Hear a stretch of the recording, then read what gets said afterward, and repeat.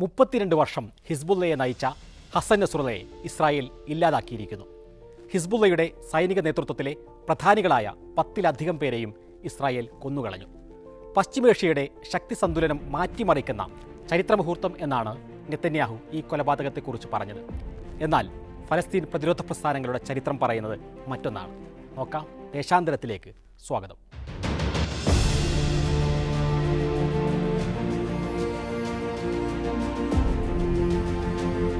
ഹസൻ നസ്രുള്ളയെ വധിക്കുന്നതിന് തൊട്ടു മുമ്പുള്ള ദിവസം ഇസ്രായേൽ പ്രധാനമന്ത്രി ബെന്യാമിൻ നെതന്യാഹു ഐക്യരാഷ്ട്രസഭയുടെ ജനറൽ അസംബ്ലിയിൽ നടത്തിയ പ്രസംഗം.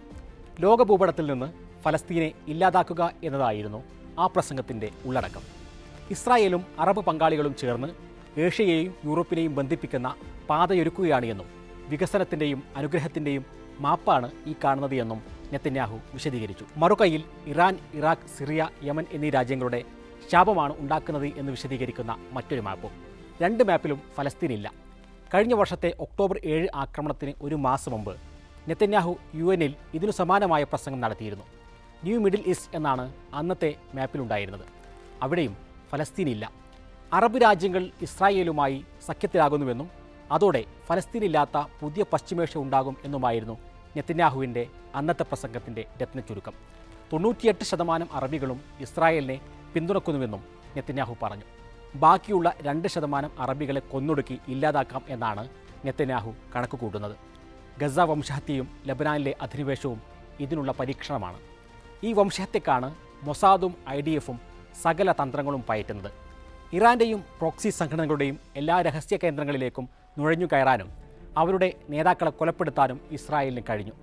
പേജർ വോക്കി ടോക്കി ആക്രമണങ്ങളിലൂടെ ഇസ്രായേലിൻ്റെ അതിബുദ്ധിയെക്കുറിച്ച് പലരും ഇപ്പോൾ വാതോരാതെ സംസാരിച്ചുകൊണ്ടിരിക്കുകയാണ്. പക്ഷേ ഇസ്രായേൽ ഈ കൂട്ടക്കൊലകളെല്ലാം ചെയ്യുന്നത് എന്തിനു വേണ്ടിയാണ്? ഇസ്രായേലിലെ ജനങ്ങൾക്ക് സ്വസ്ഥമായി ജീവിക്കാനാണ് എന്നാണല്ലോ പറയുന്നത്. അങ്ങനെയെങ്കിൽ ഈ ആക്രമണങ്ങളിലൂടെ ഇസ്രായേലിന് എല്ലാ സ്വസ്ഥതയും നശിക്കുകയല്ലേ ചെയ്യുന്നത്? ചരിത്രത്തിലേക്കൊന്ന് തിരിഞ്ഞു നോക്കാം. ഹമാസും ഹിസ്ബുള്ളയുമൊക്കെ ഉണ്ടാകുന്നതിന് മുമ്പ് ഫലസ്തീൻ ലിബറേഷൻ ഓർഗനൈസേഷൻ PLO ഇസ്രായേലിന് വലിയ തലവേദന സൃഷ്ടിക്കുന്ന കാലം. PLO തമ്പടിച്ച ലബനാനെ കീഴടക്കുക എന്ന ലക്ഷ്യത്തിലാണ് 1982-ൽ ഇസ്രായേൽ ലബനാൻ ആക്രമിക്കുന്നത്.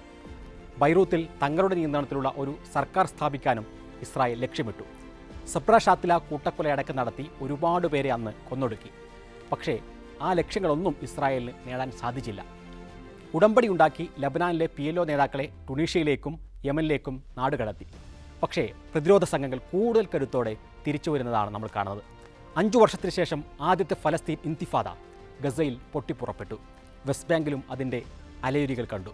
ഹമാസ് എന്ന പ്രസ്ഥാനം ഫലസ്തീനിലും ഹിസ്ബുള്ള എന്ന പ്രസ്ഥാനം ലബനാനിലും പിറവിയെടുത്തു. തുടർച്ചയായ പോരാട്ടം ഇസ്രായേലിനെതിരെ ഹിസ്ബുള്ള കാഴ്ചവെച്ചു. ഒടുവിൽ തെക്കൻ ലബനാനിൽ നിന്ന് ഇസ്രായേലിന് പിൻവാങ്ങേണ്ടി വന്നു.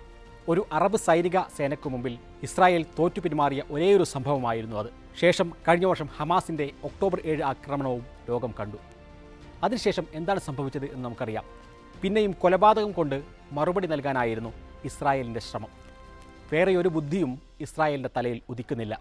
ഗസയിൽ 41,000 പേരെ ഇസ്രായേൽ കൊന്നൊടുക്കി കഴിഞ്ഞു. ലബനാനിലും 1000-ലധികം പേരെ വധിച്ചു. ഹമാസിൻ്റെയും ഹിസ്ബുള്ളയുടെയും നേതാക്കളെ ഇല്ലാതാക്കി. ഈ വംശഹത്യയെല്ലാം കണ്ട ഗസയിലെയും ലബനാനിലെയും പിന്മുറക്കാർ അടങ്ങിയൊതുങ്ങി ഇസ്രായേലിന് കീഴടങ്ങി ജീവിക്കും എന്നാണോ ഇസ്രായേൽ കണക്ക് കൂട്ടുന്നത്? തീർച്ചയായും ഗസയിലെയും ലബനാനിലെയും ചോരയിൽ നിന്ന് 1000 പോരാളികൾ ഉയർന്നു വരിക തന്നെ ചെയ്യും. നിലവിൽ തന്നെ ഗസ യുദ്ധം തുടങ്ങിയ ശേഷം ഇസ്രായേൽ ജീവിക്കാൻ പറ്റാത്ത ഒരു ഇടമാണെന്ന് പല ഇസ്രായേലികളും വിചാരിക്കുന്നു. 10,000 മറ്റു രാജ്യങ്ങളിലേക്ക് കുടിയേറുന്നു. അതിർത്തികളിൽ നിന്ന് വേറെ 10,000 പേരെ മാറ്റിപ്പാർപ്പിച്ചിട്ടുണ്ട്. ഡ്രോണുകളും റോക്കറ്റുകളും ഇടയ്ക്കിടെ ഇസ്രായേൽ ഗ്രാമങ്ങളിൽ വീഴുന്നു. ഇപ്പോഴത്തെ യുദ്ധം അവസാനിക്കുമ്പോൾ ഫലസ്തീൻ പ്രതിരോധ സംഘങ്ങൾ കുറച്ചുകൂടി ശക്തിയാർജിക്കുക തന്നെ ചെയ്യും. ഹമാസും ഹിസ്ബുള്ളയും ഇല്ലാതായാലും പുതിയ സംഘങ്ങൾ ഉയർത്തെഴുന്നേൽക്കുക തന്നെ ചെയ്യും. അന്ന് ഇസ്രായേലിൻ്റെ ഗതി ഇപ്പോഴത്തേക്കാൾ ഗുരുതരമായിരിക്കും. ഇത് തിരിച്ചറിയാനുള്ള ഇൻ്റലിജൻസ് ഇല്ലെങ്കിൽ മറ്റെല്ലാ ശേഷിയും ഉണ്ടായിട്ട് ഇസ്രായേലിന് എന്താണ് കാര്യം?